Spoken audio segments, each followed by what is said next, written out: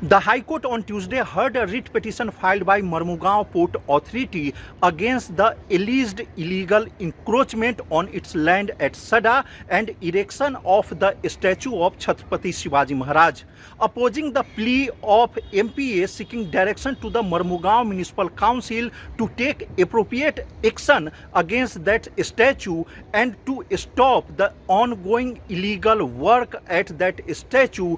Goa government has submitted that there is no provision in law that either Goa government or Goa police or the Mormugao Municipal Council can interfere at the ongoing construction work, as that property belongs to MPA and MPA has enough power to take the appropriate action against that alleged illegal statue and the encroachment.